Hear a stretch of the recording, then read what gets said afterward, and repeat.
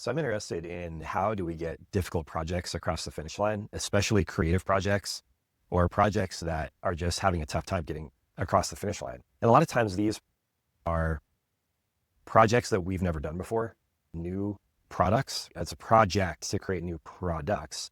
And you're building something that other people have done, but you really want fresh thinking and you don't want to just do other things because they're best practices. You actually want to build things from scratch because you don't want things dumbed down by best practices.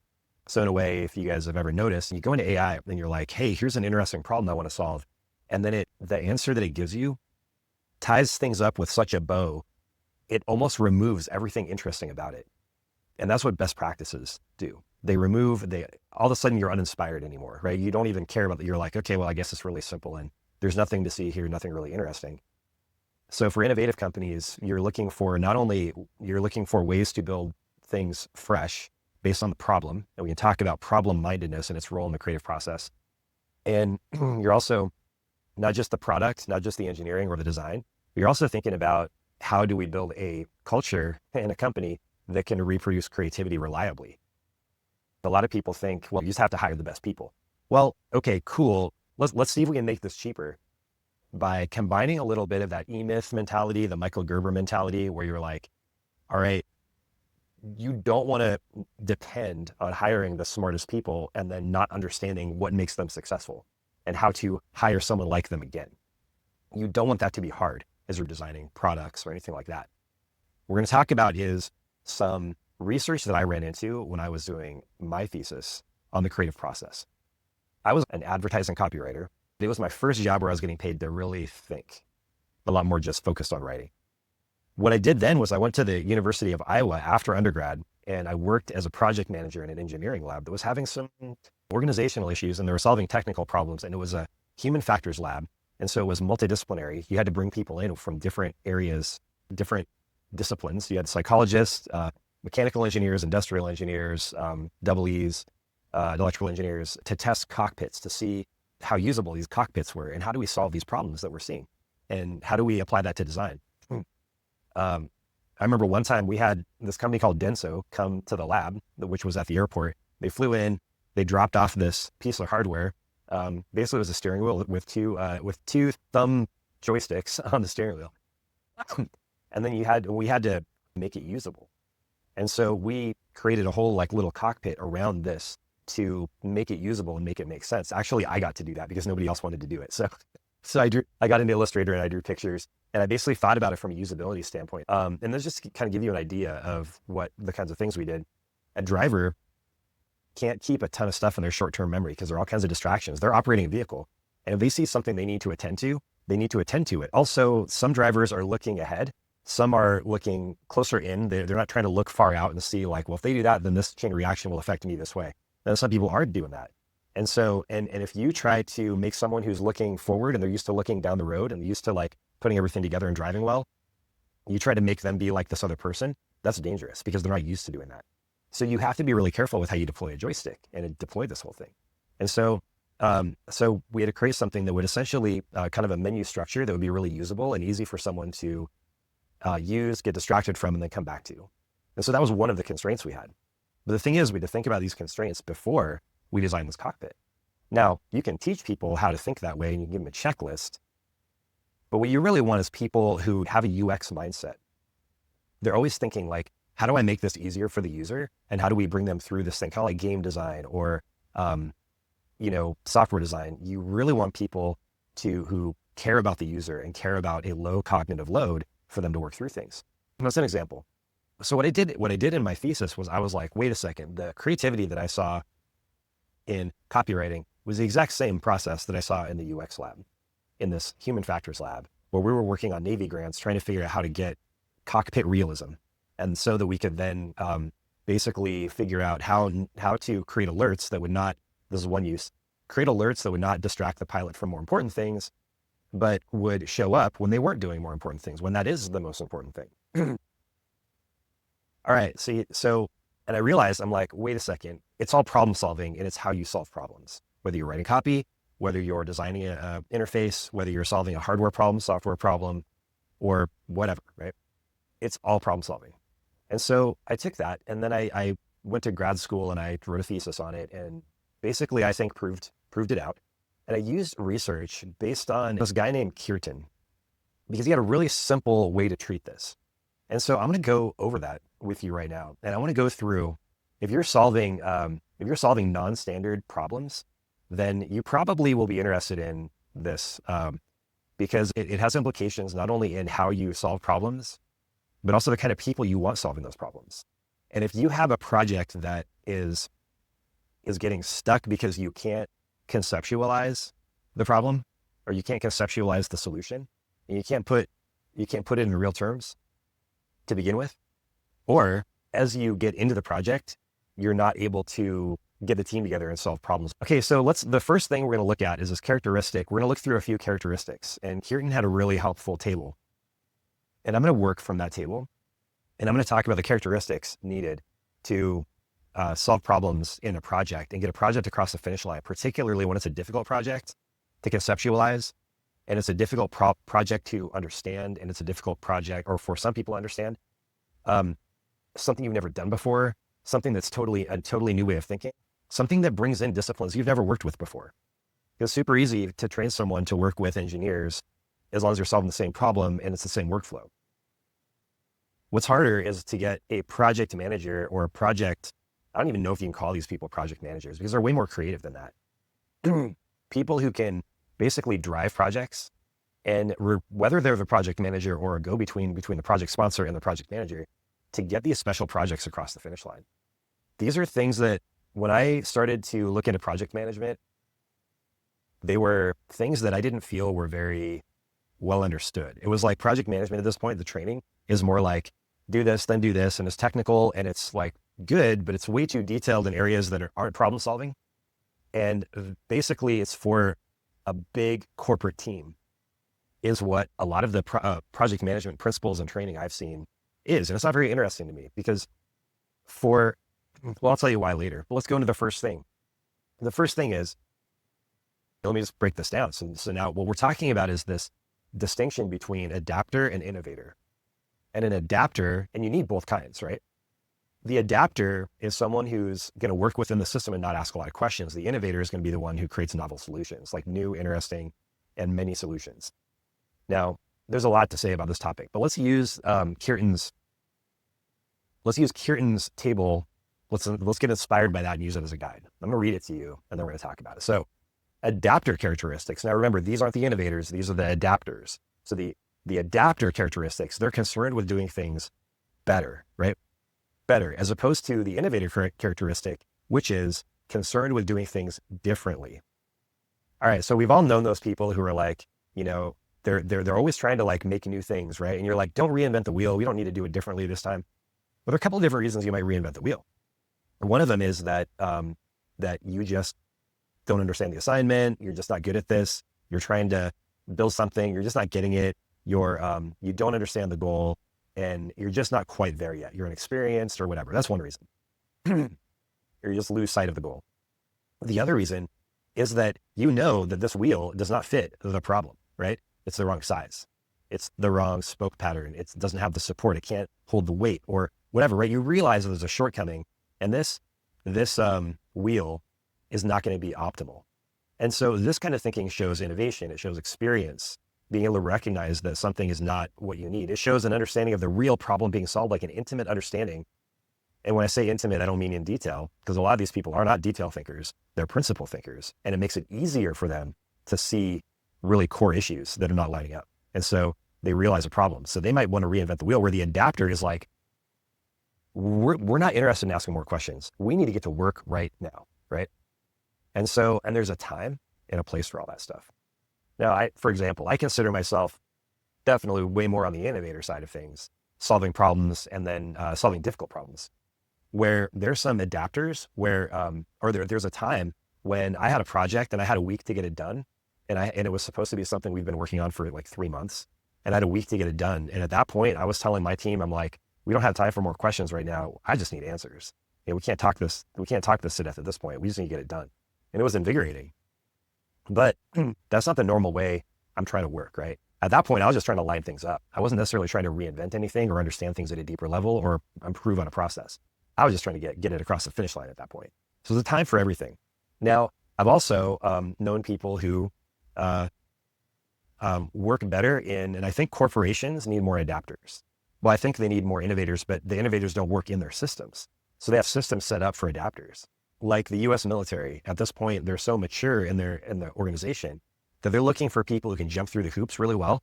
And the healthcare industry, man, just be good at memorizing stuff. You don't have to necessarily be super good at thinking, but be good at learning and remembering, right? And then have a big short-term memory. And so that you can hold more in your mind, you can quote facts, and then you can get things done that way using best practices. It is all best practices all the time. In fact, when we saw House, that show House was always trying to, he was a diagnostician and they tried a lot of stuff, right? So, but he wasn't afraid to try things, and he was penetrating in his insight because he had so much understanding of, and I think he might be more of an innovator than an adapter. All right. So concerned with doing things better. So now I had a friend, he was into sports and everything. And when I played soccer, I was always trying stuff. I was always trying new things. I was always learning, growing. And, but I had this friend who was an adapter, right? Very much an adapter. And he was like all about the stats, all about the things you could prove, just straight. Like he's the kind of guy who he'd get the soccer ball and he would shoot from outside, what's the most direct path to the goal.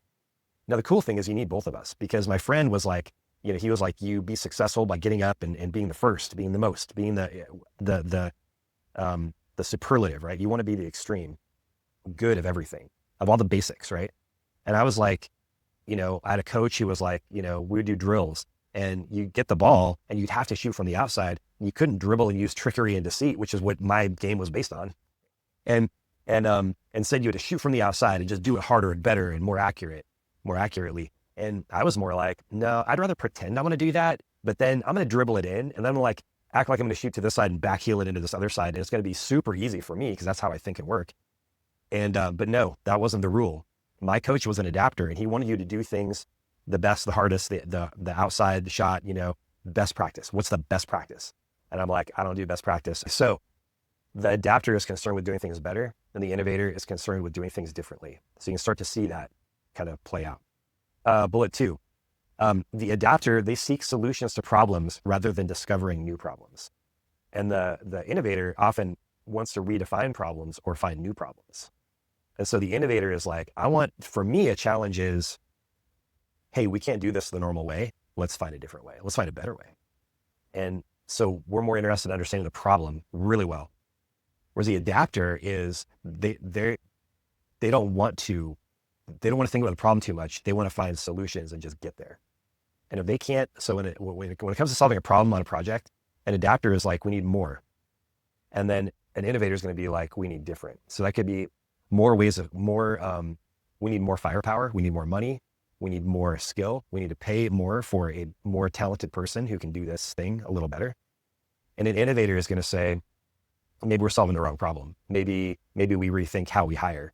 And so in areas where you have like the same problem to solve all the time, you need an adapter. You need them to turn the crank, to go through their normal process, you don't want them to think too much. You just want them pushing. The innovator thinks differently. So the adapter in a project is trying to push harder. They tend to get frustrated when things aren't normal. The innovator is, okay, let's stop and let's talk about what the problem is. If this project is running into issues, let's stop it. Let's face what the problem is. Let's understand the problem. And then let's face that problem and deal with it right now. And that's how a good innovator solves problems and gets a project pushed farther, pushed faster, gets it past the roadblock. An adapter will do things even faster as long as you're using best practices. But the moment the best practices break, the moment you are solving a new kind of problem, the moment it's not the normal way of doing things, then you need an innovator as a project manager, not an adapter. Because the innovator will understand the problem you're solving because he'll insist on it. And then he'll understand, because he understands the why, he'll understand a little more about how to get past things.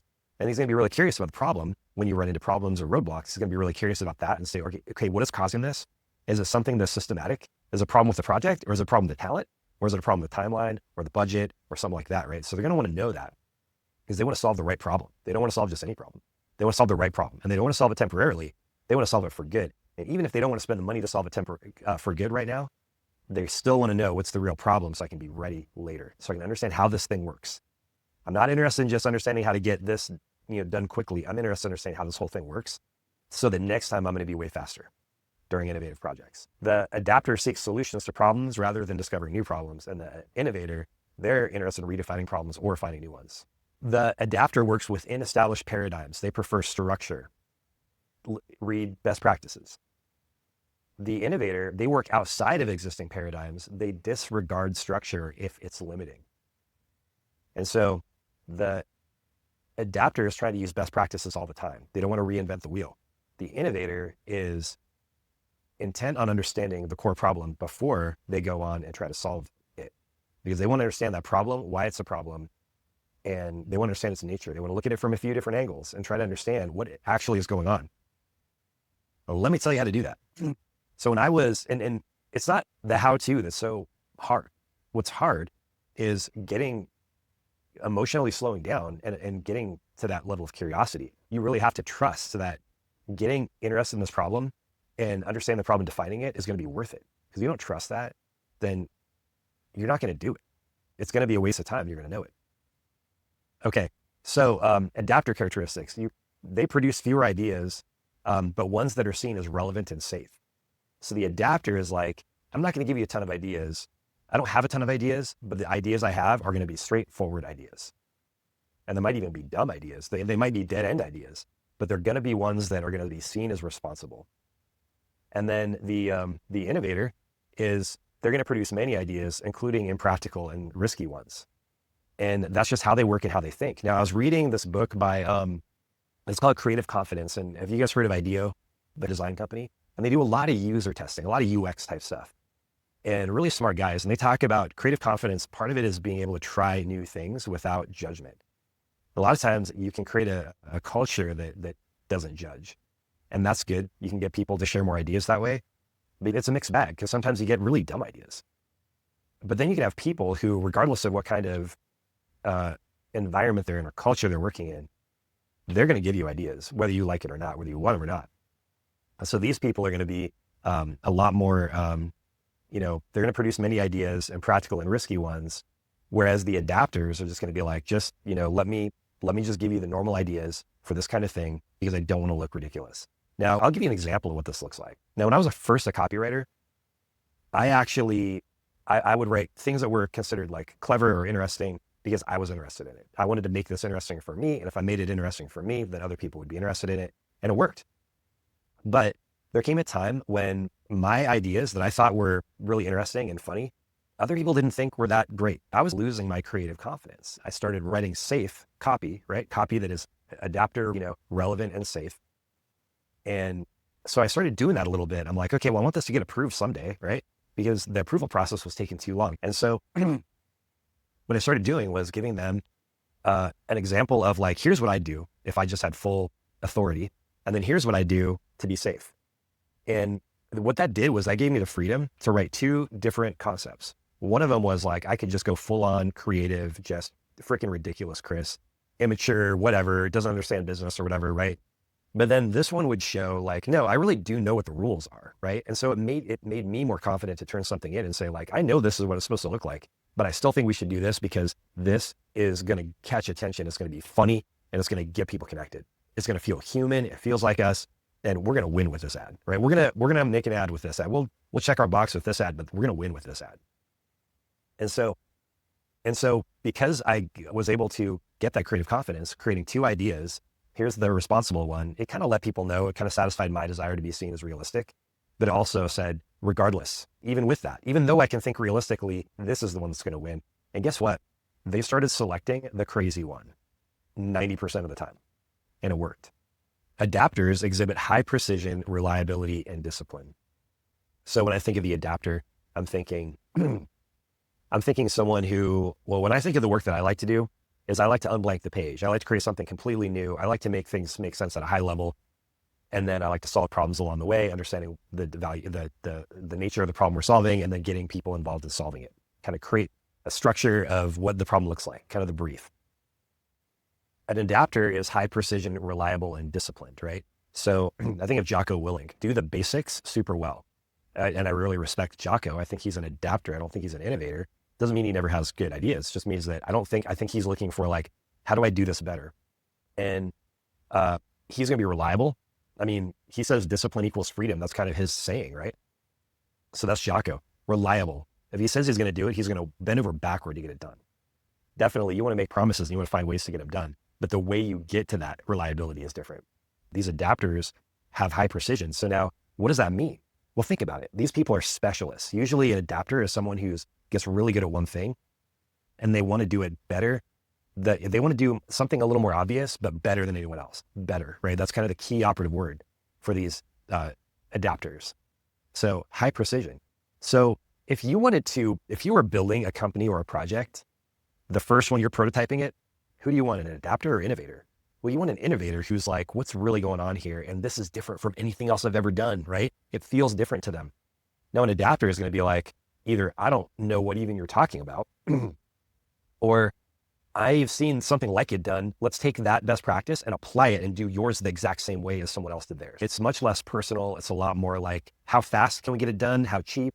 And then, it's that kind of thing. You're trying to do it better again. And so you really want an innovator, an innovative project manager, someone who can solve problems. You want that person to conceptualize the thing, right? And then make it make sense to the real problem you're solving, because you have an intimate understanding of that problem that you're solving with this product or this deliverable for this project. And so that's the innovator. But the adapter, what happens when you have done that project and you're like, this needs to be turned into a process? So the next step, you need someone who's going to make all the steps, from what they've learned over here. And then once you do that and you've run that a couple of times and you solve the problems and you've got that to where it's like 60, 80% there, now what you want is an adapter. And you want to plug the adapter in there. And then because the adapter is going to be more precise, right? That adapter is going to say, okay, now that it's been invented, I want to optimize it. And the adapter is going to be like someone who's done this kind of thing before. And then they're going to come in and they're going to optimize it. That last final, they're going to put the fine edge on it, the fine edge on the knife, right? Where the innovator is like, let's create a knife that is perfect for this particular application. And it's not going to be perfectly refined, but then the adapter is going to refine it. He's going to make it good. He's going to make it perfect. Okay. So the adapter now, hold on, let's think about this for a second. The adapter is rarely going to challenge the rules. They're relying on consensus and authority. And so I've seen myself fail in these situations where I go into a team and organization where they're like, do it because we said, right? And I'm like, but I don't understand. If you just say do it because you said, what am I allowed to play with in that? And they're like, nothing. You just have to know what we mean. And you have to just stay far away from anything that we've hinted that we don't want you to do. It's like you're driving a car and someone starts coming into your lane, right? And then, some people might say, oh, well, I got to stay in the lane. Oh no. And then you have someone else who's like, well, I need to know the rules, not the rules of the road. I need to know the rules of physics. So, you immediately recognize the fundamental physics of the situation. Whereas someone else is trying to figure out they're trying to do the math about it, right? They're trying to and they can't because they don't know exact speed and they can't do the math that fast and they can't, whereas for an innovator, it feels like gut instinct to be able to see. An innovator who's a geometric thinker is gonna use their instincts to think through this. It's gonna feel like instinct. An adapter is rarely gonna challenge the rules. They're gonna rely on consensus and authority. And in their wheelhouse, they may be able to do exactly what I just said with the driving the car, but they're more worried about consensus and authority. So they're like, okay, what's going to make people happy? I'm not necessarily focused on solving this particular problem. I need to solve it for these people. And they're not telling me all their constraints. They're not telling me all the politics involved. And I don't have to know that. I just have to be able to solve the problem because I can do it in a normal way that's going to be predictable. And they're not going to be surprised and disappointed. Whereas an innovator is going to be a lot more like, they're going to have less discipline and precision. They're going to have higher originality. They're going to challenge the rules and they're going to say why, right? And so if you have a highly politicized, emotional organization, boy, do you want adapters rather than innovators, because an innovator is going to cause you problems because they're going to call out your ambiguity and they're going to call out any dishonesty they see. They sniff it out. They're like, because it's a job skill, because an innovator is going to be like, wait, that is not congruent with that. Now, why is it not congruent? Why do you act like this, but you say this? That's not congruent. And I don't know what I'm supposed to do now, right? I see a conflict. Whereas there are a lot of people, they don't see any conflict. They're like, they're saying this, they're doing this, which means that there must be like, maybe they don't even recognize the conflict because they're not attuned to those high level things. And so there's a bit of a platonic mindset with these strategic adapters, because you're really focused on the things that don't change, these fundamental things that don't change. You're focused on contradiction. You're focused on language choice, and you're noticing little things that aren't congruent.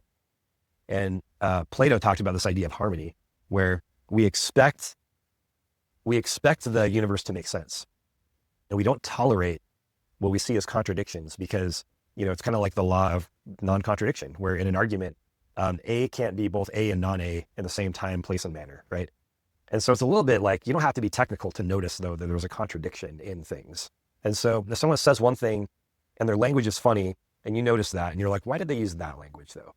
And you start noticing those patterns. Like me, I'm kind of a language guy, I guess, in that area. You see these contradictions and you're like, I am a little bit paralyzed right now, because now I see more moving parts in the equation that don't seem necessary. And so I might ask the person, what do you mean by that? And if they're vague, then it tells me that they don't want to tell me. There's some kind of like pressure up there, that I'm not allowed to know about, or something like that. Or they're just lying, they just don't understand what they're asking for, right? And in all those cases, an innovator is going to have a real problem. And you don't want an innovator in those kinds of situations. If you can't just disclose and make sense of things for people, and you shouldn't hire an innovator. Now, that doesn't mean you have to tell them everything. It just means they have to know everything they need to know about the goal. You can be ambiguous about other things, but don't be ambiguous about what the goal is for an innovator who you're hiring to be a strategist or to build a project for you, because they're not going to get it. And then they're not going to be able to make decisions downstream from there. But an experienced innovator is going to be able to ask questions and help you out. It's not like they're going to be like angry. I guess some of them could be. They're going to be angry that you can't answer all their questions, but they're going to be looking for honesty. And if you don't know, you don't know, and they'll help you figure it out. But if you don't know and you act like you don't want to know and don't want to tell them, that's going to be friction. And it's unnecessary friction, according to them, right? Because they're trying to solve this problem. They think everyone else is too. They just assume everyone else is. So adapters show persistence and attention to detail. So they're always going to be persistent, attentive to detail, because they're a lot more like bottom-up thinkers. And they're thinking about the situation that they're in and their area to solve it. They're not thinking big picture. They're not trying to figure out is this even the right assignment? They're not thinking like that at all. They're just like, I know my assignment and I'm going to do it. One of my favorite stories from Jocko Willink that I think really puts him in a good light. He said that when he was in what is it called? OCS. Yeah. Officer Candidate School. We're in the military. If you're enlisted or NCO and you show promise, you might get accepted into OCS, which is go through the school and train to be an officer. And then if you make it, I guess you must be promoted to second lieutenant or something like that. He went to OCS and he was like, in OCS, they taught us how to fold our underwear. He's like, at this time, I'd been a Navy SEAL already for like 6 years. He's like, you know what I did? And, you're thinking like, oh, he's going to tell them like what they can do with their underwear folding rules, He's like, you know what I did? I loved it. And I was like, that's kind of awesome, right? It kind of makes like the adapters like kind of badass, right? That I really respect that. And so adapters are needed as much as innovators and just the different roles. I just want to point that out because they show persistence and attention to detail. Whereas adapters, they prefer radical change and paradigm shifts. So we want new problems, new situations, we thrive. Now, another probably better example is as an EMT, because my favorite thing to do was not patient care. I became an EMT so I could fight fires, because if you weren't a paramedic, you couldn't get on a fire department. At that time, they were just hiring a lot of medics at the time. When I worked on the ambulance, I loved driving, because driving, first of all, you get to drive code 3 and that never gets old. The other thing is when you get to the scene where the paramedic would be looking for the patient, would be doing patient care, and the driver's responsibility was to make sure everything works, right? You're supposed to assess the whole scene. And if there's someone who looks weird or whatever, you notice it, you start talking to them, asking them for help, or you find ways to deal with it to kind of find out what's going on with this person. You're looking for ways, you have to figure out how to get the patient out of the room. Now, a lot of times if fire is there, you have their help too. And fire is always very practical. But if I was on the medic unit, that was my job, scene management. And it was ultimately like my responsibility to get them out in a smart way, get them into the ambulance and then get out. And so even getting the ambulance in, power poles, driveways, obstacles, all the stuff, you're thinking about all the stuff. But what you're really doing is you're mapping out the situation in the simplest terms possible. And the simpler you can do it, the more able you are to solve the problem. And so you're looking for the fundamental attributes of the situation. And then you're plugging in those small variables, those unknowns into that situation. So now if I'm like trying to get the patient out and there's a suspicious person over there and I'm trying to figure out what they're up to, I can actually ask one of the fire guys to keep an eye on that person. What we're trying to do is focus on the fundamentals of the situation. And so you're being very strategic in that, even in that tactical situation. And so that's how one of the ways we see the ways that you're problem solving problems that you didn't know about when you got there. You had to catalog these things, structure the scene, and then create kind of that superstructure. And then everything falls under that. Like my goal is to get the patient out, obviously safely, right? Keep everybody safe, make sure all the obstacles were accounted for. So it's like, if you're really good at moving, like helping your friends move, getting things through doors and stuff, like that's a skill you use every single call that you transport. Adapters prefer incremental change and continuous improvement. So what did I say about the adapters being people who you want to refine the edge? They're easy job descriptions. You basically get someone who's refined 5 edges before in 5 different projects, products, and companies, and then you bring them over and say, do the same thing here. It's not complicated. But the innovators value variety, novelty, and freedom. And so innovators need new, interesting problems to solve or they're going to get bored because they are willing to figure anything out. But if they don't have to figure anything out, they get bored. They don't want to do the same thing all the time. Adapters value efficiency and order. And the innovator focuses on future possibilities rather than present systems. So now this is kind of, let's define some terms here. So the adapter values efficiency and order. Well, guess what? I'm a classic innovator, but I value order. I super value order. I value efficiency too. But we're talking about efficiency at the project level. We're really talking about how do you make creative people more efficient? If we have a new project and we don't take the time to understand what the problem is, then that's not efficient. You're going to be banging your head against the wall the whole project if you never stop and take the time. And so with a lot of adapters, they're like, get it done as fast as we can, best practices always, and don't think, just work, right? Because we don't need, how much time do you need to think about setting up a project in the way we've always done it before, the exact same way? How much time do you need to think about that, right? So they're right. Why do you need time to think? It's ready, fire, aim, because we've done this so many times before. How much aiming do you need to do? And they're right about that. Like Jocko with his underwear, folding the underwear thing, it's like, all right, whatever. Let's learn how to fold underwear and let's do it the same way every time. And there's not a decision to be made anymore. You fold your underwear that way. You don't even think about it. And that's great, right? Was it John Wooden, who was the coach of UCLA when they were a super good basketball team? Didn't he teach his players how to tie their shoes or something like that? But what he was doing is he's like, let's make this something we never have to think about again. And I'm a huge fan of that. And I love that. And I use that even as an innovator. I use that principle because I want to define, it's the same thing. But what they're looking for is an adapter is going to be very impatient with thinking, talking, and defining. And an innovator is going to be very tolerant of that because they're like, let's talk about this. Let's reinvent it. Let's recreate it. And you want someone like that on things that need to be rethought or thought through and recreated. You want someone on that project because the adapters are not going to be able to solve problems that are interesting. They're not going to be able to solve novel problems. They don't want to. They just want to get to the end. And innovators want the problem to be interesting. They want the project to be interesting, and they want to find the most elegant way to do it. And so that's why the innovator is focused on future possibilities rather than present systems. An innovator is going to be way more likely to be a visionary, start a company, that kind of thing, because they want to start something new and they're going to get bored of it and they better have the ability to hand it off.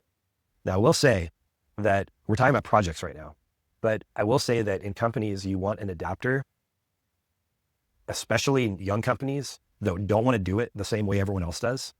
You want, or it's a new kind of thing that nobody else is doing, or there's a bunch of debt in the market. In other words, there's all kinds of new like roofing technologies but in the local area, there's no roofers who are doing it that way. And so you need someone to be able to take the technologies and apply them here, which requires you to understand the technologies and apply them in an area where you haven't been applying them. Or HVAC, right? Like new technologies in HVAC. And then everyone in the world is still using old technologies when there are these technologies being used in automotive that all they need is to be transferred over to HVAC and home use, because there are efficiencies that will of course work in concept. So you want an innovator to be able to, not only as the CEO and visionary, but you need that innovator as the COO and that person who can put things to work, because he has to be able to understand the new technology and how it's going to apply. And you're building something new and maybe not the way everyone else does it. And you're applying something in a way that's never been applied before. And there's too much distance between the experience of the industry and the new technology. And there needs to be someone there who can basically like solve problems, think new, and then apply them elegantly to the new workflow for the new, your company, your HVAC company or whatever, right? Who can apply concepts, almost an engineer potentially, right? But then as you go, and once that's applied, that operator, that COO or integrator or whatever is going to get bored, and they're probably going to want to go do something else. But that's when you need to hire that adapter, right? To now you need someone to refine the edge, right? You have your processes. Now you just need a little more efficiency. So you want someone who's just going to find that 3 to 5%, 1 to 5% precision to make it way more just clockwork, right? Like you're turning the crank, you have the process, it's all figured out, you're turning the crank. That's what you want. That's what you want the innovator at the beginning of an interesting company or project with a problem to solve. And you want adapters at the end to refine everything. And that's how you're going to make money. In engineering, we had, what was it? Somebody might have to remind me, because it's you make the proof of concept, and then you make the prototype, and then you commercialize it like in an SBIR, which is a small business innovation research grant, I think. And then the government owns some of the IP, so they can use it for like the Navy or whatever. But what you do is you prototype, but then you refine, right? The prototype's going to be big, ugly, inefficient. You have the proof of concept, which is, in theory, this should work. The prototype is the big kind of ugly, like you can see all the wires connecting. It's not a MacBook. It's just a thing with wires sticking out, frayed edges or whatever, but it just needs to prove that it works. And that's the innovator's job. And then to make it commercialized, you miniaturize it, you make it efficient, right? You make it take less power, fewer parts. You start to really refine it and you make it beautiful. And so MacBook didn't start out as a beautiful MacBook. It started out 100 years ago with, a card deck that he used that held your computer programs and your code, if anybody remembers that. The whole thing, let's sum it up. So neither of these styles is better, but you want to know where to place them in your projects. And if you have projects that are very difficult, projects that you can't get across the finish line because during the project, you don't have anyone with the ability to define and structure the problem. That's really the key, right? For any of these things, whether you're creating the project, you're conceptualizing the idea, you're coming up with the initial high level set of deliverables, the minimum viable product, you want that innovator, not just as the CEO, not just as the founder, not just as the initial idea person, but you need innovators who can put it all together, the proof of concept and the prototype. But then you want adapters to be able to refine it. Now, there's innovation in a lot of areas. There are artists who do things differently. They're not necessarily going to be strategists or project managers. There's a lot of innovation everywhere. There are engineers who are going to try to solve a specific small problem, small scope, doesn't involve anyone else, doesn't involve any other systems but their own, that they understand at a low level. When we get to high level things like the initial idea and then actually executing the initial idea, that's when you need someone who can basically structure. And here's the key skill, is they can actually structure the problem in a way that everyone understands. And it's verbal skills. It's being able to get people around a table and being able to say, okay, somebody tell me what the problem is we're trying to solve. One of you subject matter experts, an engineer or someone, or a business person or a marketing person, tell me what problem we're solving. And they'll say it. And then I'll say, okay, hold on, because you have to have the authority to stop and ask questions. Hold on. So you're saying this, and I'll put it in my own words, and I'll say, no, not exactly. It's really this. And I'll say, okay, so it's this. And then someone across the room will say, well, actually it's this. And pretty soon you realize that the first person didn't understand the problem. The second person didn't understand the problem. I don't understand the problem. But what we're doing is we're showing everyone we don't understand the problem, which is the first win. And so once you show everyone we don't understand the problem, now you're opening the door for saying it in English. making it as simple as possible. Here's the problem. It's simple. Now, what you're fighting against is people who are like, well, I want to sound smart, like I get it, and I don't want to sound like I don't get it. So I'm gonna use shorthand. I'm gonna use acronyms and industry language and really vague like business terms, right? But what a good innovator at that level does is they're curious because they want absolute crystal clarity on that problem because they know everything downstream is going to benefit, and they know if we don't have clarity or we find out we're wrong about something, then we could waste a lot of money, especially on a project that we haven't done before. There are too many moving parts already. Let's isolate some parts that aren't moving and get our problem identified. And so we can apply our skills and everything we have to that problem. Let's define the problem super well so we can solve it really well. Let's structure the problem in such a way and then test our understanding through that conversation around that table so well that by the time we're done, we have such clarity on the problem that we have actually saved 1/3 of the budget because we're not making all the stuff that we thought we needed to make to begin with. And so that's the primary job of the innovator when it comes to getting a project started, initiated, defined, and then solving problems along the way to get it across the finish line.